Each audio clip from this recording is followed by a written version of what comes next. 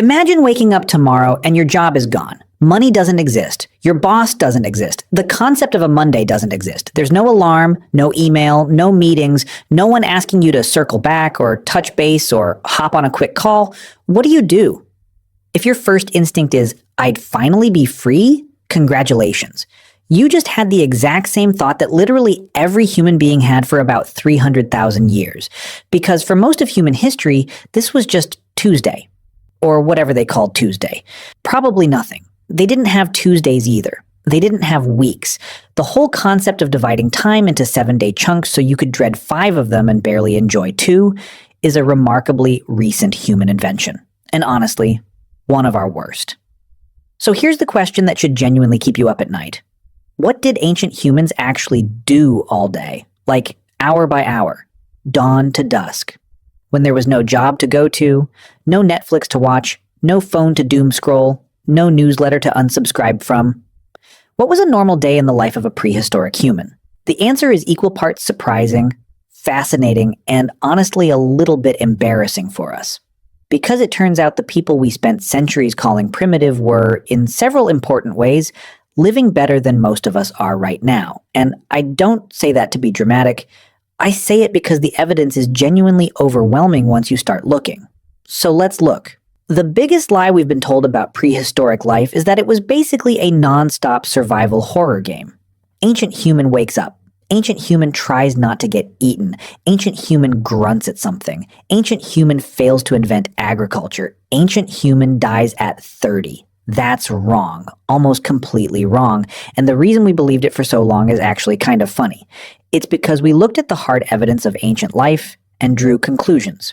We found bones with cut marks. We found weapons, we found the remains of animals they'd hunted and butchered. And we went, yes, brutal survival, all day, every day. But here's the thing, we also found cave paintings. We found musical instruments made from bird bones and mammoth ivory dating back 40,000 years. We found jewelry made from shells, from teeth, from carefully perforated stones strung together as necklaces. We found evidence of people traveling hundreds of miles, on foot, across landscapes with no roads, no maps, no Uber. Just to trade pigments for body paint. We found graves where elderly people who had survived decades with crippling physical disabilities were buried with care, with ceremony, sometimes surrounded by flowers. That's not the behavior of a species spending every waking moment in survival panic. That's the behavior of a species that had time on their hands. A lot of it, and was doing genuinely interesting things with that time. The survival horror narrative isn't just inaccurate, it's almost the opposite of the truth. In the 1960s, an anthropologist named Marshall Solins did something that was considered fairly radical at the time. He actually studied modern hunter-gatherer groups with rigorous attention to their time use, trying to understand what daily life might have looked like before agriculture fundamentally reorganized human existence. He looked at the Hashid Kungsan people of southern Africa's Kalahari Desert, the Hadza of Tanzania, Aboriginal groups in Australia, societies that had maintained versions of the hunter-gatherer lifestyle into the modern era, and what he found destroyed the dominant narrative almost entirely. On average, these groups spent somewhere between 3 and 5 hours a day on what you could call subsistence work: hunting, gathering, preparing food, maintaining tools, building or maintaining shelter. 3 to 5 hours per day. The rest of the time, genuinely, legitimately free. Talking, resting, sleeping, playing games, making music, making art, making tools they didn't immediately need, telling stories, engaging in the complex social rituals of group life. Solins called hunter-gatherers the original affluent society. Not because they had a lot of stuff, they had almost nothing in terms of material possessions, and deliberately so because everything you own is something you have to carry. But because they had the one thing that every modern human is desperately chasing and almost never successfully catches: time. Abundant, unscheduled, unmonetized, genuinely free time. Now compare that to the average contemporary adult who, between their job, their commute, their administrative tasks, their childcare responsibilities, and the general exhausting overhead of maintaining a modern life, has approximately 2.5 to 3 hours of genuine leisure per day, if they're lucky. And most of that leisure is spent staring at a screen, consuming content algorithmically optimized to make them anxious enough to keep watching. We are working more hours, with more stress, with less rest, than people who are hunting animals with sticks. Let that sit with you for a second. Let's break it down, because this is where the story gets genuinely extraordinary. They talked, constantly and expertly. If you could go back in time and observe a group of hunter-gatherers sitting around a fire in the late afternoon, the most striking thing wouldn't be the fire, or the animal skins, or the stone tools, or the absence of Wi-Fi. It would be the conversation, because ancient humans were relentless, dedicated, passionate talkers. Anthropological studies of modern hunter-gatherer groups have consistently shown that a massive portion of their non-work time, potentially 60 to 70% of all social time, was spent in conversation. And not just tactical conversation, not just the mammoth migration patterns this season seem different, or I think the river runs south from here. They gossiped, they told jokes, they argued, they flirted, they complained about each other. They shared stories about things that happened years ago. They speculated about things they couldn't explain. Robin Dunbar, the British anthropologist famous for Dunbar's number, the theory that humans can comfortably maintain about 150 stable social relationships before the cognitive load becomes unmanageable, argued compellingly that language itself evolved primarily as a form of social grooming, because other primates maintain social bonds by physically grooming each other, picking parasites and debris out of each other's fur. It's time-consuming and intimate, and it builds trust and alliance. But as human social groups grew larger and more complex, you simply couldn't physically groom 80 people. There weren't enough hours. So humans evolved language to achieve the same social bonding function at scale. You can verbally groom many people at once. Sitting around a fire talking to 5 people simultaneously maintains 5 relationships in the time it used to take to maintain 1. Gossip in this framework is not a character flaw. It is the original social technology, the fundamental software of human community, which means that every time you call a friend just to chat about nothing or gossip with a coworker about something silly or spend an evening doing nothing but talking and laughing with people you love, you are doing exactly what your ancestors did around a fire 50,000 years ago. You are not wasting time. You are performing the oldest and most essential human activity there is. Here's something that genuinely freaks people out when they learn it. The concept of sleeping for 8 consecutive hours at night is almost certainly a modern invention, not something humans evolved to do, not even something humans historically did, something we were essentially forced into by artificial lighting and the factory schedule. Historian Roger E. Kirch spent over 2 decades researching sleep patterns in historical documents, diaries, medical texts, court records, literature, and found overwhelming evidence that before the widespread introduction of artificial lighting, most people slept in 2 distinct phases. First sleep, from roughly dusk until sometime around midnight. Then a period of being awake, genuinely, naturally awake, not insomnia, for 1 to 2 hours. Then, second sleep until dawn. During that middle-of-the-night waking period, people didn't lie there in anguished insomnia, wishing they could get back to sleep. They got up, they talked with their families, they prayed or meditated. They had sex, they smoked pipes, they visited neighbors, they checked on their animals. Some used it for reflection and creative thought. There are accounts of people deliberately using this period for problem solving, for writing, or the kind of deep thinking that the busy daytime hours didn't allow. Ancient and medieval texts are casually full of references to first sleep and second sleep, as if these terms needed no explanation. Because they didn't. Everyone knew what they meant because everyone experienced it. It was only after gas lighting in the early 19th century and then electric lighting in the late 19th century made the night fully artificial and conquerable that this natural sleep pattern got compressed and flattened into the consolidated 8-hour block we now consider biologically normal. It's not. Or at least, it may not be. If you sometimes wake up at 2 a.m., lie there for an hour feeling oddly alert and calm and wonder what's wrong with you, the answer is potentially nothing. Your body is doing what human bodies did for hundreds of thousands of years. You're just missing the campfire, the low voices of your family nearby, and the absolute spectacular darkness of a world without electric lights. One of the most persistent misunderstandings about prehistoric humans is the idea that they were technologically rudimentary. That Stone Age implies something crude and simple, but the craftsmanship required to produce their tools, their clothing, their shelter, and their art was not simple. It was demanding, practiced, skilled work that took years to master.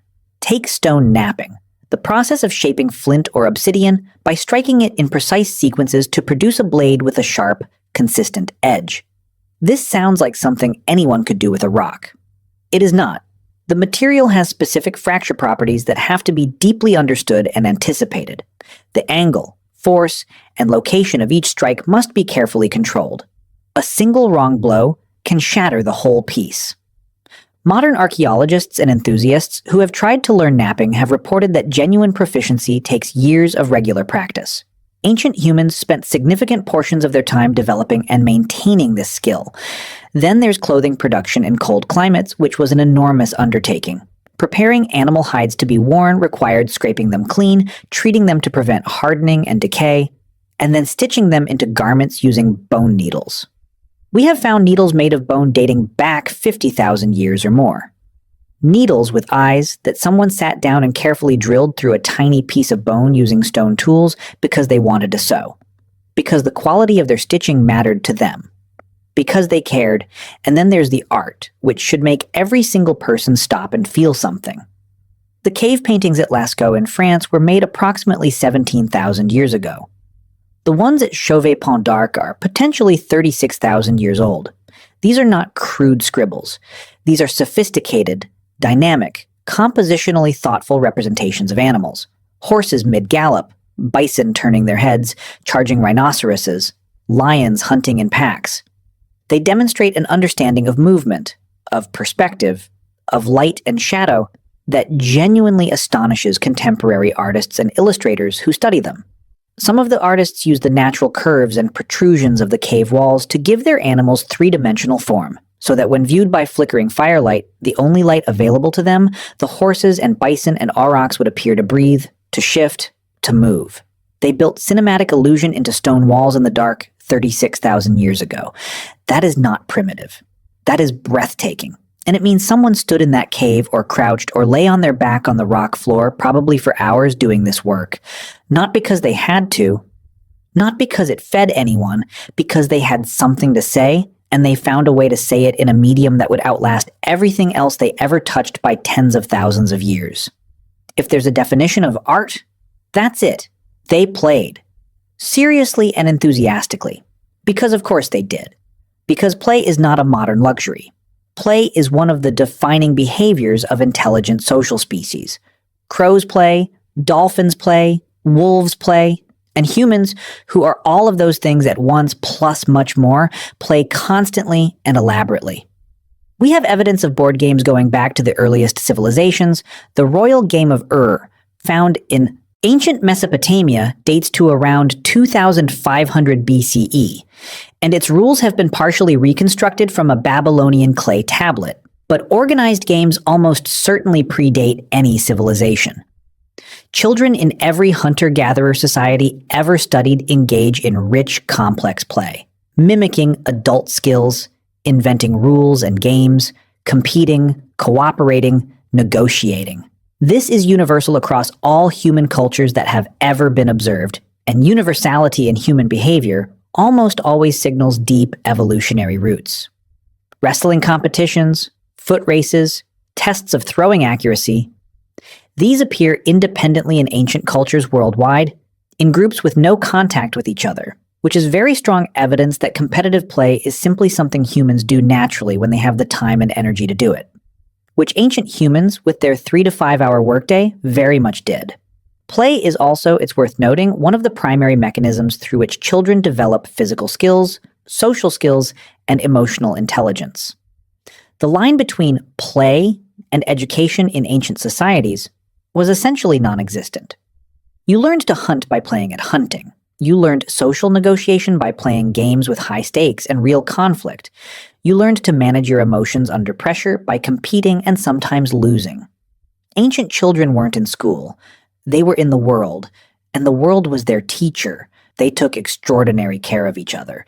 This is the detail that hits the hardest and the one that gets the least attention in popular narratives about ancient humans. We have found skeletons of ancient individuals who had severe, lifelong disabilities, conditions that would have made them completely unable to contribute to group survival in any conventional physical sense. And yet they survived. For years. For decades. Because someone took care of them. A Neanderthal discovered at Shanidar Cave in Iraq, known as Shanidar I, had a withered and amputated right arm, was partially blind in his left eye, had significant hearing loss, and had suffered and survived serious leg injuries. He was around 40 years old at death, which was genuinely old for the time. He could not have hunted. He could not have gathered effectively. He would have been, by any ruthless calculus of pure survival efficiency, a liability. And yet his group fed him, protected him, and kept him alive for years. Not because they had to, because they chose to. We found the skull of a child with Down syndrome who lived in what is now Spain and died approximately 500,000 years ago, having survived to around 8 years of age. The level of care required to keep a child with significant developmental disabilities alive in that environment for 8 years goes enormously beyond what simple survival instinct would demand. Someone loved that child enough to make it happen. We found evidence of healed fractures in ancient skeletons, healed, which means the person survived long enough for the bone to knit back together, which means they were fed and protected during weeks or months of incapacitation. Someone sat with them, brought them food, kept the fire going. Ancient humans buried their dead with intention, with arrangement, with grave goods, with apparent ceremony. They mourned, they remembered. They marked the end of a life as something that mattered. The bones of ancient people don't tell a story of brutal indifference. They tell a story of communities that took care of each other in ways that cost them real resources and real effort, for no strategic reason whatsoever except that this is what it means to be human. And yes, they also hunted. And it was completely insane. We can't do this entire video without properly addressing the hunting because it was genuinely one of the most extraordinary physical achievements in the natural world. Before the development of bow and arrow technology, which appears around 70,000 years ago in South Africa, and considerably later in other parts of the world, humans hunted primarily with spears and with a strategy that sounds, when you first hear it, like a joke. It's called persistence hunting, and it is exactly what it sounds like. You find an animal, something large, a kudu, a wildebeest, a deer, and then you follow it, not sprinting after it, not trying to outrun it, because you can't outrun a wildebeest in a sprint. You just keep pace. You track it. You follow it at a jog through the midday heat, through the hottest part of the day, for hours. Every time it tries to rest, because most four-legged animals cool down by panting, and panting requires them to stop moving, you appear again on the horizon, and it panics and runs again. And you follow, again, for 5 hours, 8 hours, sometimes longer, until the animal is so thermally exhausted, so overheated, so physiologically depleted, that it literally collapses and cannot rise. And you walk up to it calmly and finish the job. This works because humans sweat. We are one of the only mammals on Earth that primarily cools our bodies through perspiration rather than panting, which means we can sustain movement in heat that incapacitates almost everything else. Our peculiar, hairless, sweating, flat-footed, large-buttocked bodies were specifically shaped by evolution for long-distance running in hot conditions. The gluteus maximus, the muscle that makes up most of your backside, is enormous in humans compared to other primates. Not because we sit a lot, because we run. It's a running muscle. We evolved it for exactly this purpose. Those weird flat feet, running adaptations, our relatively long legs compared to our trunk, running adaptations. The way our heads balance on our spines with remarkably little muscular effort so they don't bob violently when we run, running adaptation.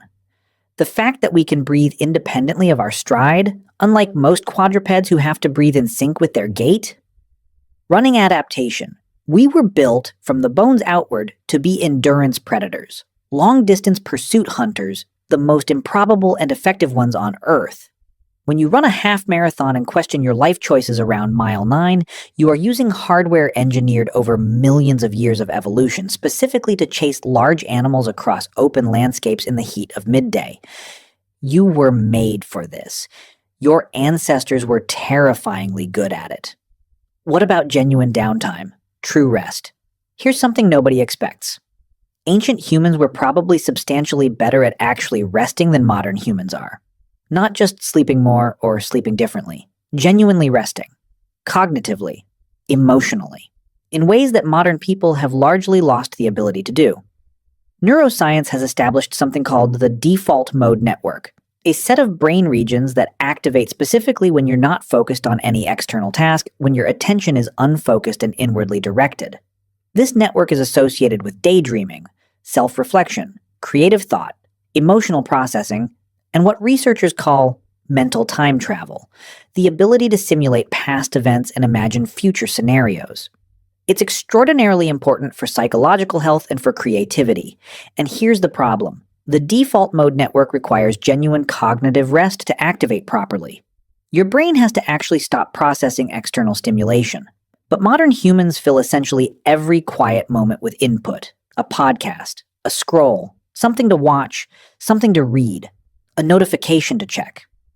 We have collectively, accidentally engineered an environment in which genuine cognitive rest is almost impossible to achieve without deliberate effort. Ancient humans didn't have this problem. Sitting by a fire after dark, watching the flames, not doing anything in particular, letting thoughts arise and dissolve without any agenda, this was normal. It was the default evening activity for most of human history. And it probably had profound benefits for mental health, emotional regulation, creative processing, and the kind of unconscious problem solving that the brain does when you give it space. There's a reason so many of humanity's great leaps, in art, in philosophy, in mathematics, in technology, seem to cluster in periods and places of relative stillness and contemplation.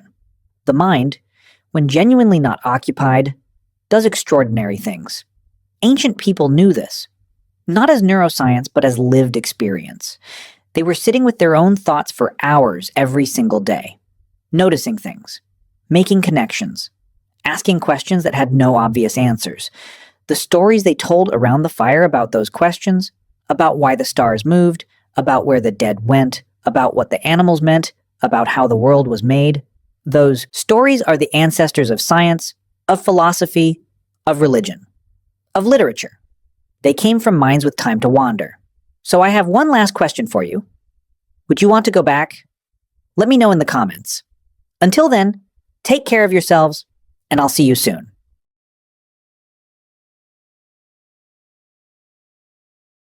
You probably have a dozen things you consider private: a password, a diary, an embarrassing playlist, maybe a browser history you'd rather take to the grave, maybe a specific folder on your desktop with a very innocent-sounding name that is absolutely not innocent.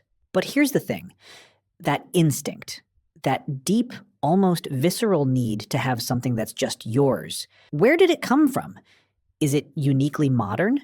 Did it arrive with the invention of doors, the internet, curtains, Netflix passwords? Or did the guy chipping away at a spear point 40,000 years ago also want sometimes to just be left alone? That is what we're figuring out today. But first, what even is a private life? In the modern sense, we tend to think of privacy as a kind of physical and psychological space. Your bedroom, your thoughts, your personal choices. The stuff you don't put on your LinkedIn. The stuff you definitely don't bring up at Thanksgiving. But if you strip it back to its absolute bare core, privacy is really just this: information or space that you control and others don't. That's it. That's the whole thing, which means technically privacy doesn't require a door. It doesn't require a phone. It doesn't even require a house. It just requires the ability to conceal something. And humans, even the really old ones, were absolutely spectacular at concealing things. In fact, our ability to deceive, to keep secrets, to perform different versions of ourselves depending on who was watching, that's not a modern invention. That's arguably one of the oldest cognitive tools in the human toolkit, possibly older than language itself, and it starts way, way earlier than you think. Primatologists studying chimpanzees, our closest living relatives, have documented deliberate deception in the wild. A chimp hiding food from a dominant male. A chimp pretending to be uninterested in a female when a rival is watching, then circling back later. Strategic concealment. Performed indifference. Sound familiar? Now, chimps and humans diverged about 6 million years ago, which means the roots of privacy-related behavior might be 6 million years old. We didn't invent sneakiness. We just got really, really good at it. Let's go back again. We're talking roughly 300,000 years ago. Homo sapiens is brand new. The world is genuinely terrifying. There are lions, mammoths, rival groups of humans who will absolutely ruin your day, cave bears the size of small cars, and zero hospitals. Life expectancy is not something you want to Google, and yet, archaeologists have found burial sites from this period. And here's where it gets interesting. The way ancient humans buried their dead tells us something remarkable. Because you don't bury someone with care, with specific positioning, with ochre pigment and shell beads and deliberate grave goods, if you're not thinking about them as someone, an individual, a person with an inner life that was distinct from everyone else's. That implies that even 300,000 years ago, there was a concept of self. A sense that the person who just died was not just a unit of the group, not just a body, they were a specific someone. They had their own relationship to the world, their own story, and here's why that matters for privacy. If you have a concept of self, you almost inevitably develop a concept of my things versus your things, of my thoughts versus yours, of information that belongs to me versus information that belongs to everyone. The building blocks of private life are already there, baked into the very idea of individual identity. You can't have a self without having a private self. The two come as a package deal. Now, let's talk about where ancient humans actually lived, because the architecture, or the lack of it, tells a fascinating story. For most of the Stone Age, humans lived in relatively small, mobile bands, roughly 20 to 50 people. And I want you to really picture that for a second. Not abstractly, really picture it. 20 to 50 people, the same 20 to 50 people, all the time, every meal, every morning, every night, around fires, in shelters, in caves, sleeping within arm's reach of each other, knowing everyone's cough, everyone's sleep schedule, everyone's mood, everyone's relationship drama, whether you wanted to or not. There is no door to close. There is no, I'll be in my room. There is no room. There is no room for a room. So was privacy just impossible? Was ancient communal life basically one long, inescapable group chat with no mute button? Not exactly. And this is where it gets genuinely interesting. Anthropologists who study modern hunter-gatherer societies, people living in ways that are meaningfully comparable to our prehistoric ancestors, have noticed something fascinating and consistent across radically different cultures. Even in extremely communal settings, people find ways to carve out privacy. They use social conventions instead of physical walls. In many traditional societies, there are shared, unspoken rules. You don't look directly at someone when they're doing certain things. You don't enter a particular area of the shelter at certain times. You don't ask certain questions. If someone turns away from the group and faces the wall, you leave them alone. If someone goes into the forest in a particular direction, nobody follows. These invisible walls are just as real as physical ones, sometimes more so, because breaking them is a serious social offense. More serious, arguably, than knocking on a door, because you know what you're doing. There's no I didn't realize when the rules live in the culture. Privacy, it turns out, doesn't need architecture. It needs agreement, and ancient humans were perfectly capable of making and keeping agreements. And speaking of agreements, let's talk about one of the most private things that has ever existed in human society: sex. Yes, we're going there. Now, in a lot of animals, reproduction is basically public. Nobody's embarrassed. Nobody's waiting for the others to leave. The baboons don't excuse themselves. It's just a thing that happens, in front of whoever. Animals are extremely unself-conscious about this, and honestly, good for them. But humans, even ancient ones, seem to have had a very different relationship with the whole situation. Anthropological evidence from hunter-gatherer societies around the world, from the Amazon to the Kalahari to Papua New Guinea, consistently shows that sex is treated as something that should happen away from communal observation. Even in groups with no private sleeping spaces, even in groups where everyone essentially lives in the same room, people find ways. They go into the forest. They wait until others are asleep. They use cover of darkness. They make arrangements in advance. They are deliberate about it. Why?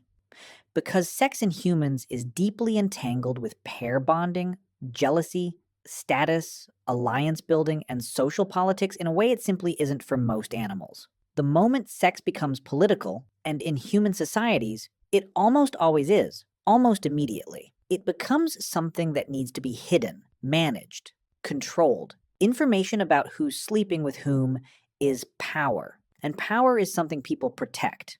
So, yes, our prehistoric ancestors were sneaking off into the bushes 40,000 years ago. They were doing exactly what you think they were doing, and they absolutely did not want anyone to see because the social consequences of being seen were very real and very immediate. Some things are eternal, some things are simply human. This is one of them. But let's go beyond the physical. Let's talk about the inner life, because this is where it gets really fascinating and a little bit philosophical. Did ancient humans have private thoughts? Obviously, in a basic sense, yes. Everyone has thoughts no one else can access. Your skull is the ultimate private space. But what I mean is something more specific. Did they have a rich, self-reflective inner world? Did they lie awake after everyone else fell asleep and think about things they'd never say out loud? Did they have opinions they kept to themselves? Feelings they performed over, covered with a smile, buried under the correct social response? The honest answer is we don't know with certainty. You can't excavate a thought. Consciousness doesn't fossilize, but we have clues. Really good ones. One of the most powerful clues is art, specifically cave art.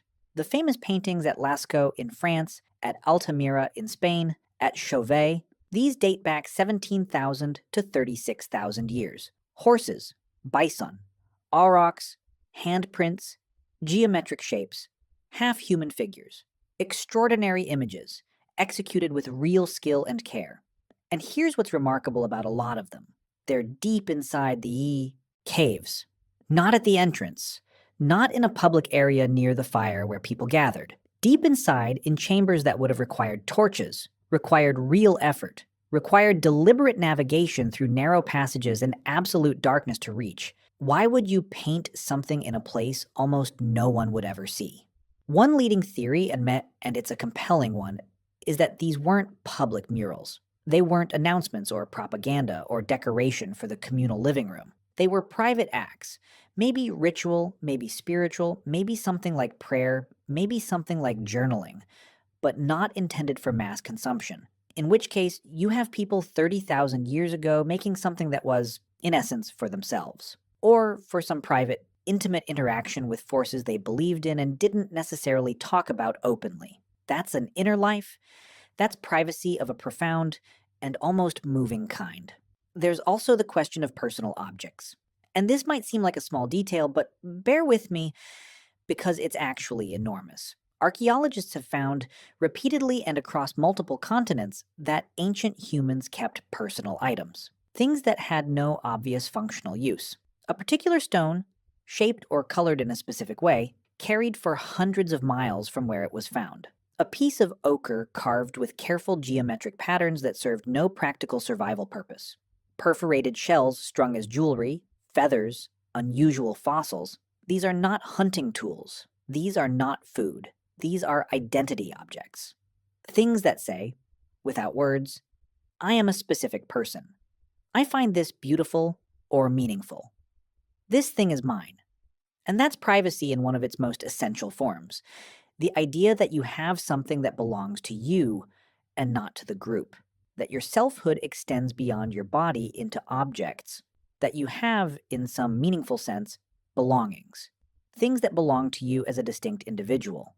Which also means, and here's a fun implication that historians don't talk about enough, that ancient humans almost certainly had theft.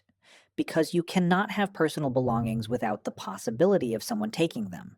You cannot have mine without the risk of someone disagreeing. And if you have theft, you have hiding places, secrets about where you store valuables, concealment strategies. And secrets about where you hide things is just another layer of private life, folded quietly inside the first one. It really does go all the way down. Now let's talk about something that doesn't get discussed enough when people talk about ancient life: emotional privacy, the managed interior. Across cultures, ancient and modern, isolated and interconnected, there's a remarkably consistent pattern. People perform emotions publicly that don't necessarily match what they feel privately. We smile when we're sad. We appear calm when we're panicking. We nod enthusiastically when someone is explaining something that is, frankly, excruciating.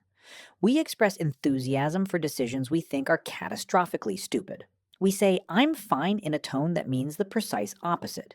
This gap between performed self and felt self is not a modern neurosis born of social media and office politics. It's a deeply ancient social technology, possibly one of the most important ones we ever developed. Because in a small group, the kind of small, tight, interconnected group that humans lived in for hundreds of thousands of years, managing how others perceive you is not just a social nicety, it's a survival skill, literally. If the group thinks you're weak or frightened, you get fewer resources and less respect. If the group thinks you're dangerous or unstable, they might exile you. And exile in the Paleolithic was essentially a death sentence. If the group thinks you're a bad mate or an unreliable ally, the social and reproductive consequences are immediate. In that context, your emotional interior is something you actively protect, something you manage, something you carefully, strategically keep, to a significant degree, private. Anthropologists call this impression management, and it's one of the most fundamental features of human social life across all known cultures, and it requires at its absolute core the ability to maintain a private self that is distinct from your public self, an interior that the exterior doesn't fully reveal. Which means ancient humans weren't just performing for their group, they were aware they were performing. They were making deliberate choices about what to show and what to hide. That self-awareness, that gap between the felt and the performed, that's not just social behavior. That is, by any reasonable definition, a private life. Let's jump forward a bit, to around 10,000 years ago. The Neolithic Revolution. Humans start farming. Settlements become permanent. Population density increases. And with farming comes something that changes the texture of privacy forever. Architecture with intent. Permanent settlements appear, and almost immediately you start to see something interesting in the archaeological record. Rooms. Separate spaces within dwellings. Areas that seem functionally differentiated. Sleeping separated from cooking. Cooking separated from storage. Storage separated from the spaces where guests might enter. The physical world starts to mirror the social world, with its layers and its zones, and its access restrictions. One of the most famous early examples is Çatalhöyük, a Neolithic settlement in what is now Turkey, dating to around 7,500 BCE. It's one of the world's oldest known proto-cities, home to thousands of people at its peak. And archaeologists have noticed something immediately striking about it. The houses have no exterior doors, none. You enter through a hole in the roof. You literally climb down a ladder into the house. Every home is sealed from the street level. Now, scholars debate the exact reasons: defense, climate, symbolic meaning. But functionally, regardless of intent, what this creates is an extremely private domestic space. Your home is literally inaccessible from the ground. To enter uninvited, someone has to descend through your ceiling. That is not an accident of engineering. That is a society that has developed a very specific and rather fierce idea of the home as a private, protected space. 9,500 years ago, before writing, before cities as we recognize them, before almost everything we consider civilization, already the idea that your home is yours and entry requires permission. And then there are the really compelling parts of ancient private life: actual documented secrets, conspiracies, grievances, things people deliberately hid. Because once you have complex social organization, and it appears shockingly early, you get all the behaviors that come with it. Alliances built in private, information withheld strategically, deceptions maintained carefully over time, gossip about private matters that other people were actively trying to conceal. The ancient Mesopotamians left us thousands of clay tablets, the world's first written records. And a significant chunk of them are personal letters, private business communications, intimate exchanges between individuals. And those letters contain things that are immediately and almost comically recognizable: complaints about unreliable family members, business deals made quietly behind other people's backs, relationship tension, money problems, disputes about inheritance that have clearly been going on for years and involve a level of accumulated resentment that you can feel through the clay. In other words, Private life, documented on clay tablets 5,000 years ago. One of the oldest letters ever found, a Mesopotamian clay tablet from roughly 1750 BCE, is effectively someone furiously complaining to a merchant who sold them substandard copper ingots. It is, in every meaningful sense, a customer complaint letter, the world's oldest customer complaint. And even in that tiny bureaucratic fragment, there's a private relationship between two specific people, a grievance being navigated outside of public view, a reputation being protected or attacked. They were just like us. The medium was different. The stakes were different. The cuneiform was probably harder to type, but the basic social texture, people managing information, protecting their interests, concealing things from some while revealing them to others, was structurally identical to what we do every day. Ancient Egypt adds another layer. A civilization famously obsessed with death, monuments, the afterlife, and making everything as enormous and public and eternal as possible. Also had a thriving culture of intensely private written communication. Ostraca, limestone flakes or potsherds used as cheap disposable writing surfaces, have been found in huge numbers. And a lot of them are personal, deeply personal. Love letters, complaints, notes passed between workers at Deir el Medina, the village that housed the craftsmen building the Valley of the Kings. These notes reveal an entire interior social world running quietly beneath the monumental official one. Labor disputes, accusations of theft, affairs, personal medical problems that people clearly didn't want the whole village knowing about. Arguments about who borrowed what and never returned it. Requests for favors framed very carefully because the writer knew that framing mattered. These weren't official communications. They weren't going into the National Archive. They were the private written record of ordinary private lives. People navigating their relationships, their fears, their desires, their social maneuvering exactly as humans always have. And then they got buried, and archaeologists dug them up. And now we know everything, which is frankly a little uncomfortable and also completely fascinating, and also a reminder that the private lives of the past are only private until someone with a trowel shows up. Nothing is private forever. That's not a modern anxiety. That's just how time works. So what does all of this actually tell us? It tells us that the desire for privacy is not a product of modernity. It didn't appear with smartphones, it didn't arrive with social media or influencer culture or the specific modern anxiety of feeling observed all the time. It's something that emerged with consciousness itself, with the moment that humans became self-aware enough to understand that they had an inner world that was distinct from their social presentation. A self that was theirs, a life that was theirs. The moment that happened, and evidence suggests it happened very early, possibly hundreds of thousands of years ago, possibly with the first glimmers of complex social cognition, privacy was born. Not as a legal concept or a philosophical principle, just as a lived reality, as something that every human in every era has navigated in whatever way their circumstances allowed. Every cave painter who went deep into the earth to make something in the dark, away from everyone. Every prehistoric person who tucked a precious object somewhere the others wouldn't find it. Every Neolithic villager who sealed their house from the street and made visitors come in through the ceiling. Every Mesopotamian merchant managing a private grievance on a clay tablet. Every Egyptian worker passing a note about something they didn't want overheard.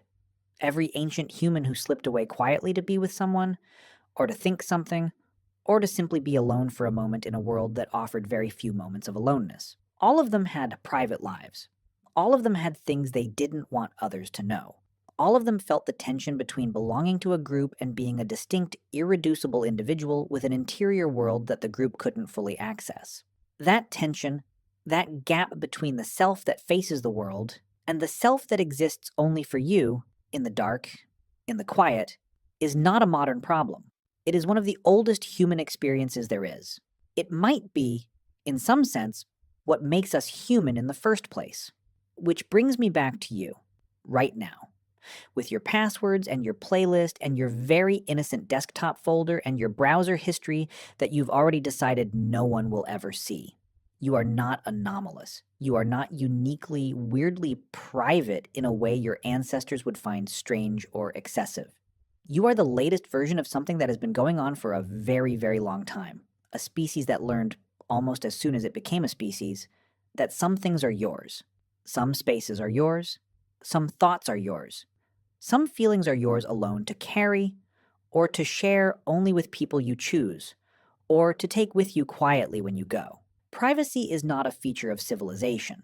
It's not something we invented with locks or laws or data protection regulations. It's a feature of being human. Fully, irreducibly, stubbornly human. And apparently we've been guarding it since before we even had words for it.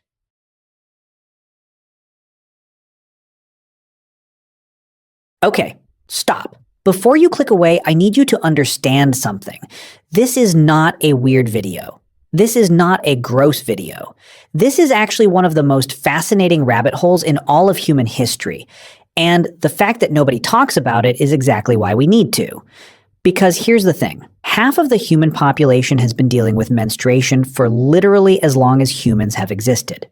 We're talking hundreds of thousands of years, and yet, when historians sit down to write about ancient civilizations, they'll spend 40 pages on how Romans built their roads, and approximately 0 sentences on how a Roman woman dealt with her period while also, living her life.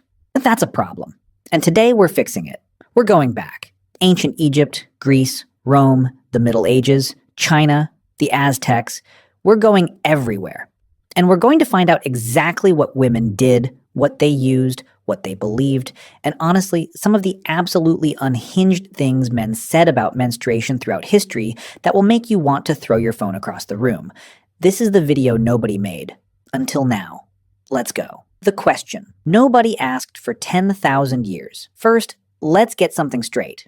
Menstruation is not a modern discovery. Shocker, I know.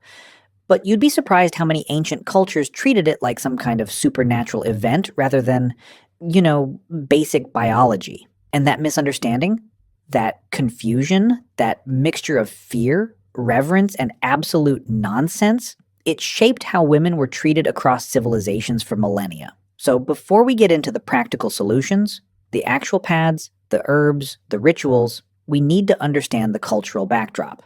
Because the tools women used weren't just about hygiene, they were about survival. Social survival. In many cases, literal survival. In most ancient societies, menstruation was seen as either deeply sacred or deeply dangerous, sometimes both at the same time. And the way a society answered that question, sacred or dangerous, determined everything about how menstruating women were allowed to live. No pressure, ladies. Let's start in ancient Egypt, because Egypt, as usual, is doing the most while everyone else is figuring things out.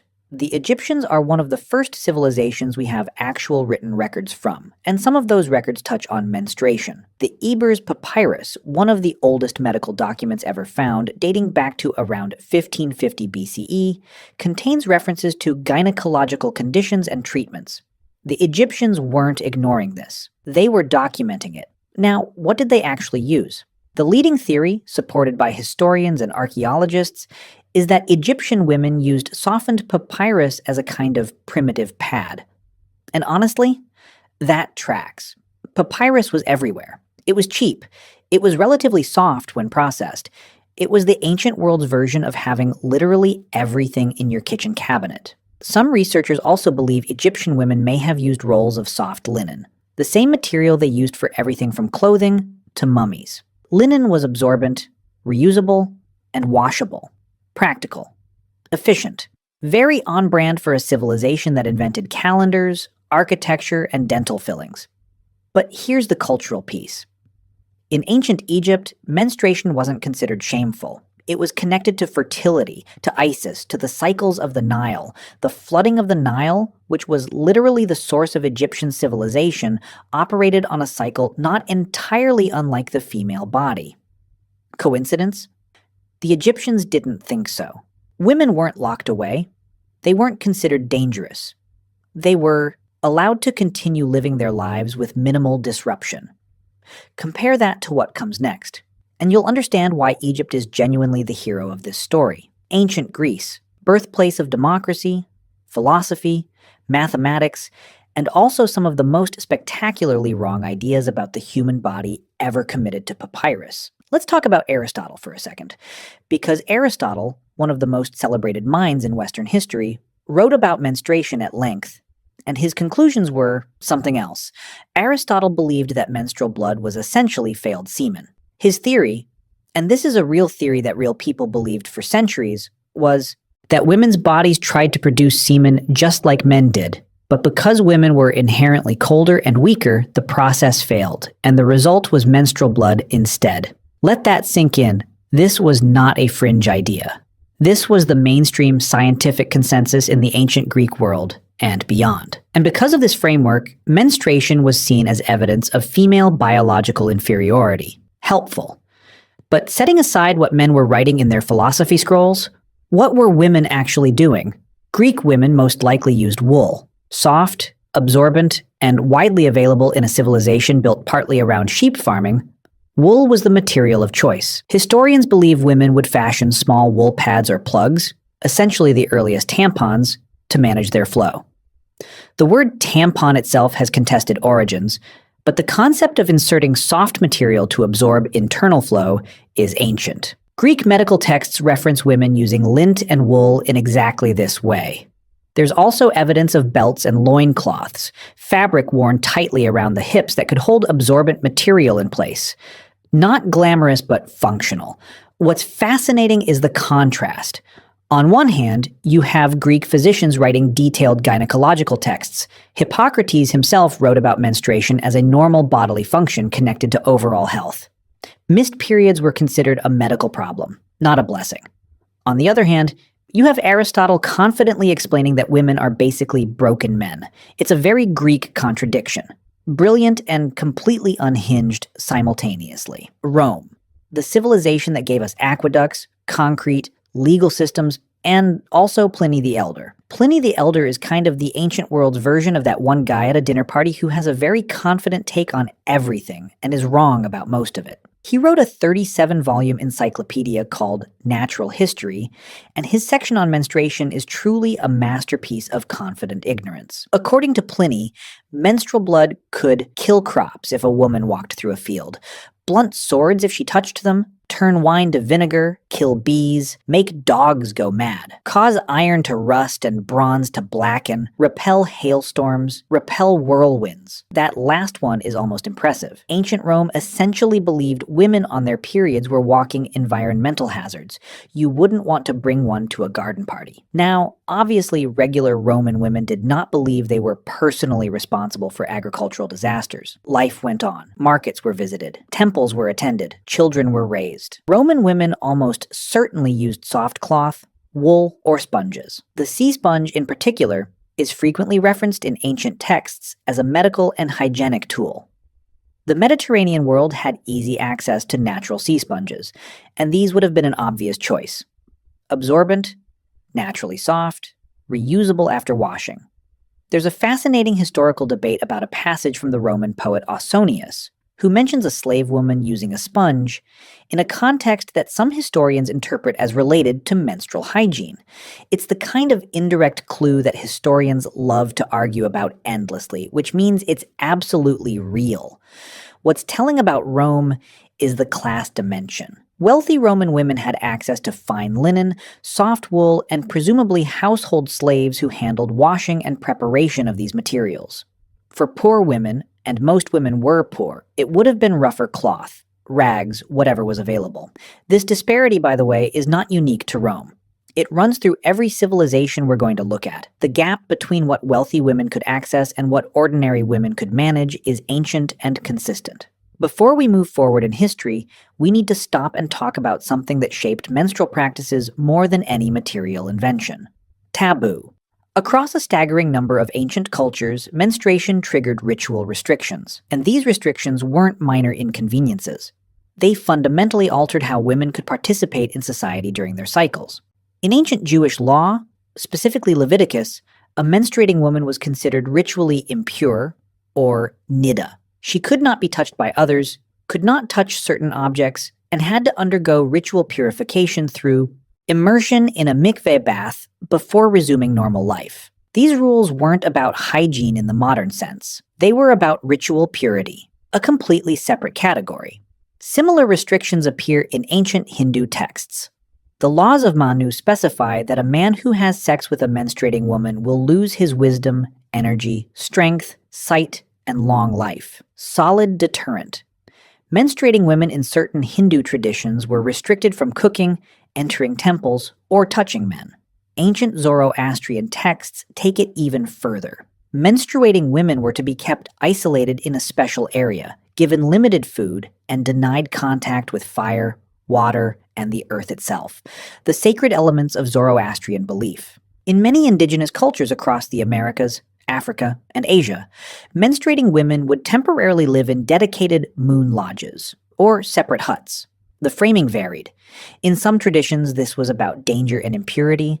In others, it was about the woman's heightened spiritual power during this time. She wasn't being punished, she was being set apart, for better or worse. The practical consequence of all of this is that women had to manage their periods under these restrictions. Being isolated in a moon lodge didn't mean you had access to better materials. It meant you had whatever you brought with you, plus whatever the community's tradition provided. And tradition, more often than not, meant cloth, rags, soft leaves, whatever worked. Let's jump forward to medieval Europe. And look, the Middle Ages get a bad reputation for being unhygienic across the board, and that reputation is not entirely undeserved. For most medieval European women, peasants, townswomen, anyone who wasn't living in a wealthy household, free bleeding was the most likely reality. Thick wool skirts, layered undergarments, and dark-colored fabrics would have absorbed and concealed flow. Women did physical labor constantly. They kept moving. The idea of stopping daily activities for menstruation would have been an unaffordable luxury. Wealthier women used rags, pieces of soft linen or wool, folded and held in place by a belt or girdle. These were washed and reused. The practical mechanics here aren't much different from what women in many parts of the world still use today. What's fascinating about the medieval period is the medical framework. Galenic medicine, inherited from ancient Greece and Rome, distorted and reinforced through the church, still dominated European thinking. Menstruation was explained as the body purging excess blood, a kind of natural cleansing. Stopping this process was seen as medically dangerous. Too much blood would build up, causing illness. So, paradoxically, medieval physicians actually encouraged menstruation. If a woman's period was late or absent, doctors would prescribe herbs, fumigations, and exercises to bring it on. There was an entire category of herbal medicine called emmenagogues, substances that stimulate menstrual flow. Parsley, pennyroyal, artemisia, tansy. Medieval herbalists knew their stuff. Did these herbs work? Some of them, yes. Several plants used as emmenagogues contain compounds we now know can stimulate uterine contractions, which also meant they were used in controlled doses for other purposes. The intersection between herbal medicine, contraception, and menstrual management in the ancient and medieval world is a genuinely mind-blowing area of history, and conveniently, a perfect segue to our next civilization. Traditional Chinese medicine had an extraordinary relationship with the female body, and menstruation specifically. Unlike Greek or Roman medicine, which often viewed women as inferior, broken men, traditional Chinese medicine treated the female body as a complete system, different from the male body, but not lesser. Menstruation was a key indicator of overall health. The timing, color, consistency, and volume of menstrual blood were all diagnostic tools for ancient Chinese physicians. Chinese medical texts going back to the Han Dynasty, that's roughly 200 BCE to 200 CE, contain detailed discussions of menstrual irregularity and its causes. Imbalances in Qi, blood stagnation, cold in the uterus, these were all understood as potential causes of menstrual problems, and there were corresponding treatments for each. Practically, Chinese women used soft cloth pads, often made from silk or cotton depending on their social class. Silk, obviously, was reserved for the wealthy. Cotton was more widely available. The pads were held in place by woven belts tied around the waist, a design not entirely unlike a modern reusable pad holder. There's also evidence from the Tang Dynasty, around 600 to 900 CE, of more sophisticated undergarment designs that included integrated fabric pouches for holding absorbent material. These are, functionally, the ancestors of modern reusable pads. China also had a strong tradition of herbal management. Certain formulas, some of which are still used in traditional Chinese medicine today, were designed specifically to regulate the menstrual cycle, reduce cramping, and manage flow. These weren't folksy superstitions, they were documented, refined formulas passed down through medical lineages. Here's where the history gets frustratingly incomplete. Because the indigenous cultures of the Americas, Aztec, Maya, Inca, and hundreds of smaller nations across North America, had rich, complex medical and social traditions. And our knowledge of how they handled menstruation is fragmentary at best, largely because colonization destroyed so much of the written and oral record. What we know from the Aztec world suggests that menstrual blood held significant ritual power. The Aztecs practiced an intensely cyclical cosmology. Everything from agriculture to warfare was tied to calendars and cycles. The female cycle was not excluded from this worldview. Aztec women appear to have used maguey fibers, the same plant that gives us agave, as absorbent material. Maguey was incredibly versatile in Mesoamerican culture: food, fiber, medicine, alcohol. Using it for menstrual pads would have been entirely consistent. In many North American indigenous traditions, the menstruating woman in her moon lodge had her own specific customs, particular foods she ate, specific herbs she used, rituals she performed. Far from being a passive victim of isolation, she was in many traditions considered to be at her most spiritually potent. The Moon Lodge was not a punishment. In many cultures, it was something closer to a monthly retreat, and women would return from it with renewed status, having completed another cycle. Now, here's a fun fact that tends to genuinely surprise people. The modern disposable menstrual pad was not invented until the late 19th century, and even then, it took decades before most women in the Western world had access to it. The first commercially produced disposable pads appeared around 1888, a product called Leicester's Towels, produced by Johnson & Johnson. They were not a hit. Victorian women were far too embarrassed to purchase them from a male pharmacist over the counter. So the product quietly failed. It wasn't until 1921 when Kotex launched a successful advertising campaign framing menstrual products as a hygiene necessity rather than an embarrassing personal item that mass adoption began. Let that sink in for a second. For the vast majority of human history, including the entire span of all the civilizations we've discussed, women were managing their periods with cloth, wool, sponges, leaves, plant fibers, and whatever else was available, and doing so effectively enough to live full, active lives. The modern pad is barely 100 years old. It's a blink in historical time. Okay, we've gone from ancient Egypt to medieval Europe to the Aztecs to Kotex. Let's take a breath and think about what all of this actually means. First, women were never passive victims of their biology. Across every civilization, women developed practical, often sophisticated solutions to a universal physical reality. They used what they had. They refined techniques across generations. They shared knowledge through oral tradition, medical texts, and simple community practice. Second, the biggest obstacle was never really material. Wool existed everywhere. Cloth existed everywhere. Sponges existed around the Mediterranean. The problem was rarely access to materials. The problem was the cultural framework that surrounded menstruation. When a society decided menstruation was dangerous, shameful, or impure, it restricted women's movement, labor, and social participation. When a society decided it was sacred or simply biological, women continued their lives with minimal disruption. The material solutions were often identical. The cultural consequences were radically different. Third, men wrote most of the historical record, and they wrote it from the outside. Pliny's absurd list of things menstrual blood could supposedly destroy tells us nothing about what Roman women actually experienced.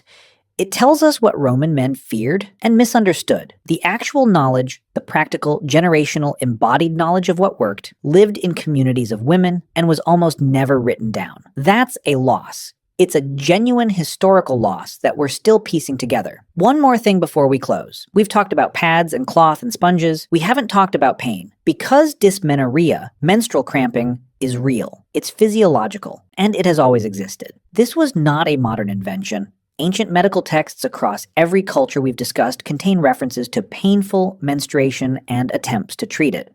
The Greeks used warm wine compresses and herbal infusions. Roman physicians prescribed exercise. Chinese medicine had elaborate formulas. Medieval Europeans had their plant-based emmenagogues. And, almost universally, the herbs that show up across these traditions have one thing in common. Many of them work, or at least many of them contain compounds that have measurable physiological effects. chamomile, ginger, cinnamon, fennel. These are not random folklore choices. They are accumulated empirical knowledge from generations of women trying things and reporting back. The irony is that for all the nonsense men wrote about menstruation, Aristotle's failed semen theory, Pliny's crop-killing superpower, the entire edifice of religious impurity law, the practical medical knowledge was often genuinely sophisticated. Women figured it out. Because women had to. We have entire museums dedicated to ancient weapons. We reconstruct ancient battle formations in painstaking detail. We make documentary after documentary about emperors, generals, and kings, but the daily experience of half the population, the practical, intimate, universal reality of menstruation, barely shows up in mainstream history. It's not in the documentaries, it's not in the school curricula, it's barely in the academic literature until relatively recently. And yet this is one of the most universal human experiences that has ever existed. Every generation of women in every civilization on every continent dealt with this. They found solutions. They developed knowledge. They passed it down. That's history. That's actually fascinating history. The fact that we had to title this video with a slightly provocative question just to get you to click on it says a lot about how we've trained ourselves to look at the past and what we've decided is worth paying attention to.